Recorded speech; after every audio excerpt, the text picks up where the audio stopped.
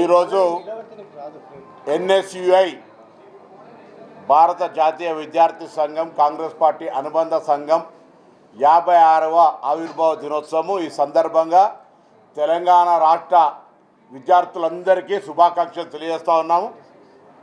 Congress party భావజాలం కలిగినటువంటి విద్యార్థులు ఆయా కుటుంబాల వాళ్ళందరూ కూడా ఎన్ఎస్యుఐలో సభ్యులుగా చేరి భారతదేశ భవిష్యత్తు రాజ్యాంగ పరిరక్షణకు కానీ ప్రజాస్వామ్య పరిరక్షణ లోపల భాగస్వాములు కావాలని కోరుతా ఉన్నాం.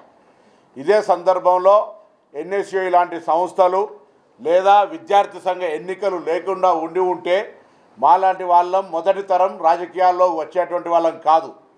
ఇటీవల విద్యా కమిషన్ కూడా విద్యార్థి సంఘాల ఎన్నికలకు నిర్వహించాలనేటువంటి కోరిన సందర్భంలో సెంట్రల్ యూనివర్సిటీలో మిగతా రాష్ట్రాల్లో ఎన్నికలు జరుగుతున్నటువంటి విద్యార్థి సంఘాలకు సంబంధించి ప్రాతినిధ్యం కలిగించే అంశము ఉంది. కాబట్టి తెలంగాణ ప్రభుత్వాన్ని కూడా త్వరలో అన్ని విద్యార్థి సంఘాలను కలుపుకొని ఒక ప్రతినిధి బృందంగా నేనే తీసుకెళ్ళి ఈ రాష్ట్రంలో కూడా విద్యార్థి సంఘ ఎన్నికలు నిర్వహించాలని కోరుతాం. విద్యార్థి సంఘ ఎన్నికల్ని ఎందుకు అడుగుతా ఉన్నామంటే పరిపక్వత కలిగి రాజకీయ పరిజ్ఞానంతో క్షేత్రస్థాయి నుండి విద్యార్థి సంస్థల పరిష్కార పోరాటంలో అనుభవంతో భారత రాజ్యాంగము భారత రాజకీయాల్లో ఒక అవగాహనతోటి భవిష్యత్తు రాజకీయతరం వస్తుంది. కాబట్టి విద్యార్థి సంఘ ఎన్నికలు ఉండాలని కోరుకుంటున్నాం. అందులో కొంత మనం ఏదో ఆలోచన జరుగుతుందనే కారణంతో ఆపడం కాదు. ఈరోజు మెరిట్ కలిగిన విద్యార్థులకు మాత్రమే పోటీ చేసే అవకాశం ఇవ్వండి, మెరిట్ ప్రోత్సహించాలని కొన్ని క్లాసులు పెట్టుకుందాం. ఏది ఏమైనా ప్రభుత్వం కూడా నేను గతంలో ముఖ్యమంత్రి గారితో మాట్లాడిన సందర్భంలో వారు సానుకూలంగా ఉన్నారు. దీనికి ఇప్పటి నుంచి ఏప్రిల్ 9 ఎన్ఎస్ఐ 56వ ఆవిర్భావ దినోత్సవం నుంచి వచ్చే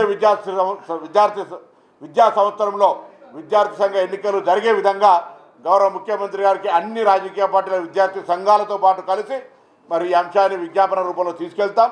తప్పకుండా ఈ ప్రభుత్వం సానుకూలంగా నిర్ణయం తీసుకునే అంశంలో నేను కూడా ప్రభుత్వ భాగస్వామిగా అందరం కేబినెట్ మంత్రులు కూడా విజ్ఞప్తి చేసుకొని ఒక నిర్ణయం ద్వారా భవిష్యత్తులో ఈ తెలంగాణ రాష్ట్రం లోపల కూడా విద్యార్థి సంఘ ఎన్నికలు జరగాలని ఆకాంక్షిస్తా ఉన్నాం. ఎందుకంటే మంచి రాజకీయ తరం రావడానికి విద్యార్థి సంఘ ఎన్నికలు ఒక పునాది లాంటిది. అదేవిధంగా తెలంగాణలో విద్యార్థి లోకానికి కోరుతా ఉన్నా భారతీయ జనతా పార్టీ ఇతరత్ర అనేక సంఘాలకు సంబంధించి డిఫరెంట్ ఆలోచన ఉండొచ్చు, కానీ ఒక జాతీయ దృక్పథంతో అన్ని వర్గాలను కలుపుకొని ఏకతాటి మీద తీసుకుపోయే కాంగ్రెస్ పార్టీ విద్యార్థి సంఘం ఎన్ఎస్యుఐ అందరూ ఇందులో సభ్యులుగా చేరండి. ఈరోజు ఒక ఎన్ఎస్యుఐ నాయకుడిగా ఈ రాష్ట్ర మంత్రిగా తెలంగాణ విద్యార్థి లోకానికి హృదయపూర్వకంగా విజ్ఞప్తి చేస్తూ 56వ ఎన్ఎస్యుఐ ఆవిర్భావ దినోత్సవ శుభాకాంక్షలు. నాయకురాలుగా విద్యార్థి సంఘం అధ్యక్షురాలుగా ఇవాళ రాష్ట్ర దేశ ఎన్ఎస్యుఐ అధ్యక్షురాలుగా అంతకుముందు ఇన్ఛార్జ్ ఉన్నట్టు మాణిక్ ఠాగూర్ గారు తమిళనాడు ఎన్ఎస్యుఐ ప్రారంభించి అఖిల భారత ఎన్ఎస్యుఐ ప్రధాన కార్యదర్శిగా ఇవాళ దేశంలో ఉన్నటువంటి దాదాపు 50% పైగా నాయకత్వం అంతా కూడా ఎన్ఎస్యుఐలో పుట్టిపెరిగిన నాయకులు. ఇది సగర్వంగా గర్వంగా చెప్పుకున్నటువంటి సందర్భం. నేను మీ ద్వారా తెలంగాణ ప్రజలకి ముఖ్యంగా మా ఎన్ఎస్యుఐ నాయకత్వానికి అభినందన తెలియజేస్తా ఉన్నాను. ఎన్ఎస్యుఐ అనేది రాజకీయ నాయకుల్ని ప్రొడ్యూస్ చేసే బృహత్తరమైన ఒక ఫ్యాక్టరీ. కేరళలో కానీ తమిళనాడులో కానీ వెస్ట్ బెంగాల్లో కానీ విద్యార్థి దశ నుంచే నాయకత్వం పెంపొందించుకుపోయింది. ఇలా Delhi university, Jamia Millia university, Osmania university, ఎన్నో యూనివర్సిటీలో విద్యార్థి నాయకులుగా ఉన్నటువంటి ఎన్ఎస్యుఐ నాయకుల వల్ల దేశంలో పెద్ద పెద్ద స్థానం నుండి పాలిస్తున్న సందర్భం. విద్యార్థి రాజకీయం ఎదిరిన నాయకుడు అన్ని సమూలంగా అర్థం చేసుకొని నాయకత్వాన్ని సరిగా ఇచ్చే పరిస్థితి చేరుకుంటాడు. కాబట్టి ఆ సంస్థ నుంచి వచ్చిన మేమందరం కూడా ఇవాళ ఎన్ఎస్యుఐ ఫౌండేషన్ డే సందర్భంగా అభినందన తెలియజేస్తూ ఇది గొప్ప అవకాశం మాకు ఆ సంస్థ నుంచి వచ్చింది. అది మాకు మాతృ సంస్థ. ఇంకా ముందు ఎన్ఎస్యుఐ ఇంకా బలపడాలని ఇలా ఎన్ఎస్యుఐ రాష్ట్ర అధ్యక్షుడు స్వామి గారి నేతృత్వంలో ఈ రాష్ట్రంలో ఎన్ఎస్యుఐ ఇంకా బలపడాలని భవిష్యత్తులో వారికి కూడా మంచి అవకాశాలు రావాలని మనస్ఫూర్తిగా కోరుకుంటా ఉన్నాను. జీవన్ రెడ్డి గారు విమర్శిస్తే ప్రజలు ఇవాళ చాలా తెలివిగా అర్థం చేసుకునే పరిస్థితి.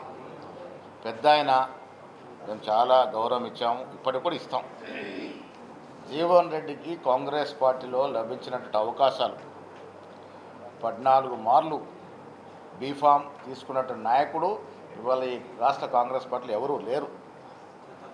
అవకాశాలు వచ్చాయి, కానీ సందర్భాన్ని బట్టి మెదులుకొని ఉన్న పరిస్థితులు బట్టి మెదులుకోవాల్సిన అవసరం ఉన్నప్పటికీ కూడా వారు పార్టీని వదిలినారు.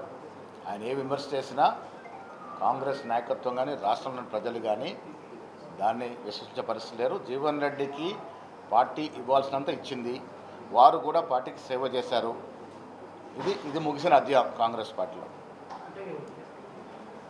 మార్పు రావాలి, రేవంత్ రెడ్డి పోవాలి అని ప్రజలతో ఎన్నుకోబడినటువంటి శాసనసభ్యులు ఎన్నుకున్నటువంటి ముఖ్యమంత్రి రేవంత్ రెడ్డి గారు.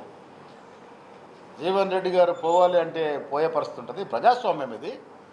ప్రజాస్వామికంగా శాసనసభ్యులు ఎన్నుకున్నటువంటి నాయకుడైన జీవన్ రెడ్డి గారు ఎవరు? ఆయన పోవాలి, మార్పు రావాలి అనే దానికి ఇవాళ మార్పు వచ్చింది కాబట్టే బీఆర్ఎస్ పార్టీని ప్రజలు ఇంటికి పంపించినారు.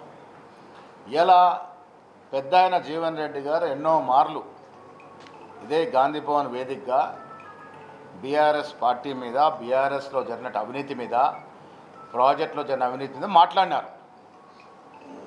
ఇవాళ కాంగ్రెస్ పార్టీని విమర్శించే ముందు గౌరవనీయులు జీవన్ రెడ్డి గారు గతంలో వారు బీఆర్ఎస్ పార్టీ మీద చేసిన విమర్శలకి సమాధానం ఇస్తే బాగుంటుంది. రాష్ట్రంలో కేసీఆర్ బెటరు, దేశంలో మోడీ బెటరు అని చెప్తున్నారు. అంటే ఆ కాంట్రడిక్షన్స్కి ఎట్లా? చాలా సందర్భం చెప్పాము. ఇటీవల జరిగిన ఎన్నికలు చూసాం, నినాకమన జరిగిన ఖానాపూర్ ఇబ్రాంపల్లి ఎన్నికలు చూసాం. బీఆర్ఎస్ బీజేపీ వేరు కాదు. రేపో మాపో బీఆర్ఎస్ పార్టీ బీజేపీలో విలీనమయ్యేటువంటి అవకాశాలు చాలా మెండుగా ఉన్నాయి. సో వారిరువురు మాట్లాడతారు. మోడీ గారు చేసింది ఏంటి దేశానికి?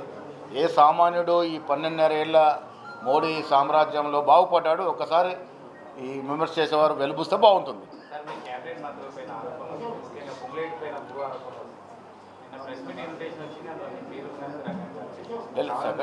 నేను మళ్ళీ దాన్ని సపరేట్ మాట్లాడతాను, అక్కడ పోలేదు.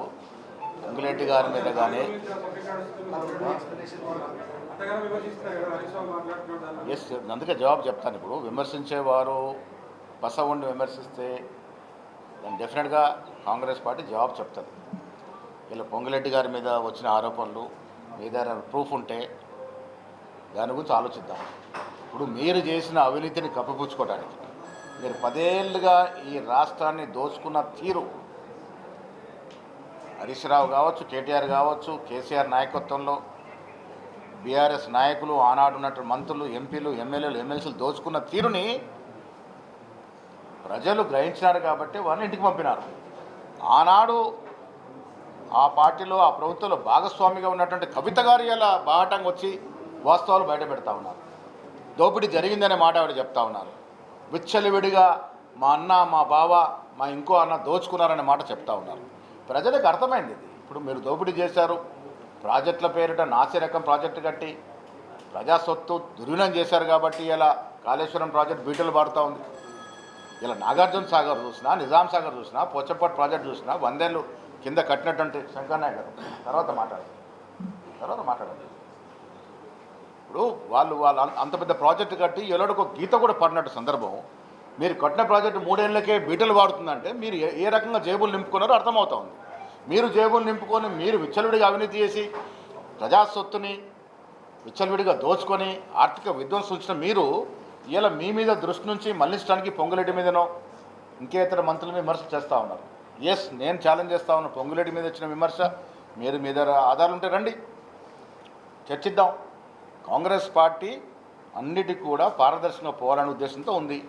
మీరు మీద ఆధారాలు లేవు, ఊరికే బట్టగాల్సి మీదనేస్తాం, బదనాం చేస్తానంటే ఆ బదనాంలో మీరేదో తప్పించుకునే ప్రయత్నం చేస్తే అది కాదు.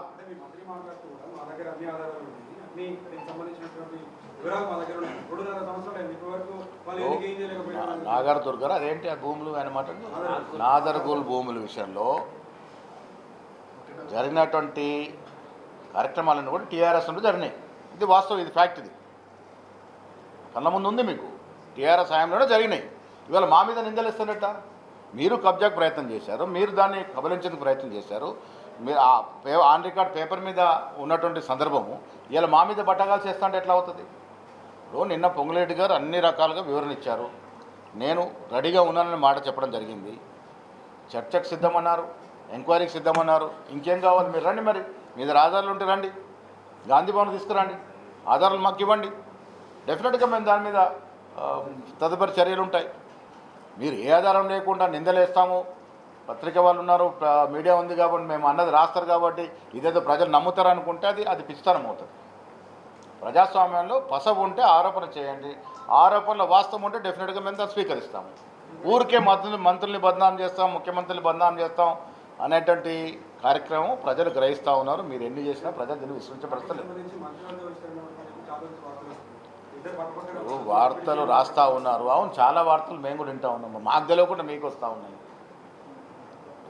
మంత్రివర్గ విస్తరణ అనేది పూర్తిగా ముఖ్యమంత్రి గారు ఏఐసిసి పరిధిలో ఉన్నట్టు అంశం. అది ప్రభాకర్ అడిగినా నన్ను అడిగినా ఏం జవాబు వస్తుంది మీ దగ్గర? రకరకాల వార్తలు రకరకాల పేపర్లు వస్తూ ఉన్నాయి, మాకు ఎలాంటి సమాచారం లేదు. నాకున్నంత వరకు అయితే ఇప్పుడు అలాంటి పరిస్థితి కనబడట్లేదు. భవిష్యత్ ఏ నిర్ణయం తీసుకున్నా హైకమాండ్ నిర్ణయమే, దానికి ఎవరం కూడా కాదంటాం లేదు, శిరోధార్యం.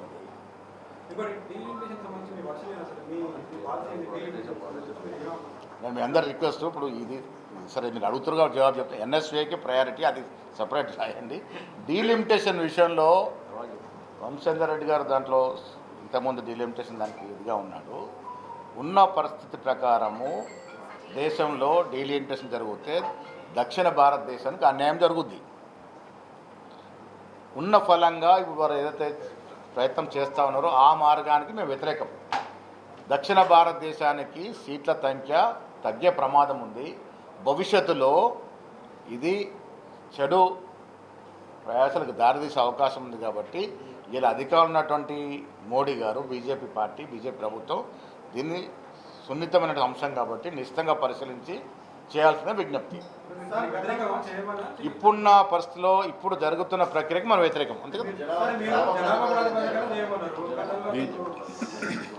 జనాభా ప్రతిపాదన చేస్తే ఇప్పుడు దాని మీద మళ్ళీ ఒకసారి వంశేంద్ర వివరణిస్తారు. నాకు తెలిసిన పరిజ్ఞానం ప్రకారం సపోజ్ ఇప్పుడు ఉత్తరప్రదేశ్లో సీట్ల సంఖ్య 50% పెరిగితే 80 నుంచి 120 అవుతాయి. మా దగ్గర 50% పెరిగితే ఎంత అవుతుంది? 17 నుంచి 26, 25 అవుతాయి. పెరిగిన వ్యత్యాసము తెలంగాణలో పెరిగిన వ్యత్యాసం కన్నా 3 ఇంతలు ఎక్కువ ఉత్తరప్రదేశ్లో పెరిగిన వ్యత్యాసం ఉంటుంది, ఆ డిఫరెన్స్.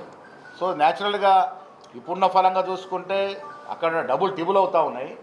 మా దగ్గర 1:1.5 అవుతూ ఉంది. సో ఇది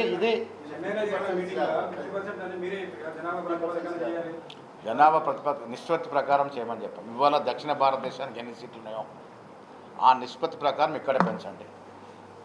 ఉత్తర భారతదేశం ఎన్ని సీట్లు ఉన్నాయో ఆ నిష్పత్తి ప్రకారం అక్కడ పెంచమంటాం. అది కరెక్ట్. మీరు 50% అనేసరికి దక్షిణాది ప్రాంతానికి విఘాతం కలుగుద్ది, అన్యాయం జరుగుద్ది. అది జరగకూడదని మా ఉద్దేశం. రెండు నిర్ణయాలను కూడా వ్యతిరేకిస్తూ తీసుకున్నటువంటి నిర్ణయంగా కాంగ్రెస్ పార్టీని బీజేపీ చేస్తుంది. వైపు జనాభా తమాషా ప్రకారం కాంగ్రెస్ వద్దంటుంది, మరొకటి ఈ 50% కూడా రెండింటిని వ్యతిరేకిస్తే ఏం చేయాలి, ఎట్లా చేయాలి మీరే చెప్పాలని వాళ్ళు తికమక పెట్టి తిరకాసు పెట్టే ప్రయత్నం చేస్తూ ఉన్నారు. మా కన్సర్న్ అంతా ఇప్పుడు బాధాకరం ఏంటంటే భారతదేశం ఫెడరల్ టైప్ ఆఫ్ గవర్నెన్స్. కేంద్రం ఇచ్చిన ఆదేశాలని తూచా చెప్పకుండా మేము పాటించాం. ఆనాడు ఫ్యామిలీ ప్లానింగ్, కుటుంబ నియంత్రణ పాటించడం వల్ల జనాభా మా దగ్గర పెరుగుదలకి కోతపడింది. మీరు ఉత్తరప్రదేశ్, బీహార్ లాంటి రాష్ట్రాల్లో యథేచ్ఛగా కేంద్రం విధించినటువంటి ఆంక్షలు, వాళ్ళు ఇచ్చినటువంటి గైడ్లైన్స్ని యథేచ్ఛగా విభేదించి నియంత్రణ చేయలేదు కాబట్టి జనాభా అక్కడ పెరిగింది. అంటే మాకు ఇప్పుడు కేంద్ర ప్రభుత్వం ఆదేశాలను శిరసావహించినందుకు మాకు ఇవాళ పనిష్మెంట్ దొరుకుతూ ఉంది. ఇది ఎక్కడ న్యాయం ఇది? అందుకే దక్షిణాది రాష్ట్రాలు జరిగే అన్యాయం విషయంలో మేము దాన్ని ఓర్చుకునే పరిస్థితి లేదు. ఇది పునరాలించుకోవాల్సిన కేంద్ర ప్రభుత్వం విజ్ఞప్తి చేస్తూ ఉన్నాం. గతంలో కాంగ్రెస్ చేసింది, అప్పట్లో 42 ఇచ్చింది, యూపీకి 80 ఇచ్చింది కాంగ్రెస్ కాదా? వాళ్ళు చేసిన తప్పిదాలు ఈరోజు ఇవన్నీ చెప్తారు. ఇవన్నీ కాదు. ఇవాళ జనాభా పెరిగింది, యాస్పిరేషన్స్ పెరిగాయి. నిధుల విషయంలో కూడా దక్షిణాది రాష్ట్రాలకు అన్యాయం జరుగుతూ ఉంది. ఆనాడు అట్లా జరగలేదు. కేంద్ర ప్రభుత్వంలో ఉన్నటువంటి కాంగ్రెస్ పార్టీ ఈ దేశాన్ని సమూలంగా ఒకటిగా చూసింది. ఈశాన్య ప్రాంతాలు ఇవాళ వికసించాయంటే కారణం వాళ్ళు మోడీ గారా? ఇందిరాగాంధీ మొదలుకొని మా మన్మోహన్ సింగ్ వరకు ఈశాన్య ప్రాంతాలను ఆదుకున్నారు కాబట్టి ఇవాళ కొంత మెరుగైన ఫలితాలు అక్కడ ఉన్నాయి. వెనుకబడ్డ ప్రాంతాలని సమూలంగా ఆదుకున్నారు కాబట్టి ఇవాళ ఈ దేశం కొంత సమానత్వంతో ఉంది. ఇలా వాళ్ళు వివరిస్తున్న తీరు దక్షిణాది రాష్ట్రాల మీద సౌత్ తల్లి ప్రేమ ప్రదర్శిస్తున్నారు కాబట్టి నష్టం కలుగుతూ ఉంది. Okay, sir, me thank you. Demand ఏంది? ఒకటి చెప్పండి, మీరు ఎట్లా చేయాలనుకుంటున్నారు? దక్షిణాది రాష్ట్రాల్లో ఉదాహరణకు 100 ఉన్నాయి, ఉత్తరాది రాష్ట్రాల్లో 150 ఉన్నాయి. 150కి నిష్పత్తి ప్రకారం 3 పెరిగితే మాకు 2 పెరగాలి. ఇదే లెక్క. Thank you.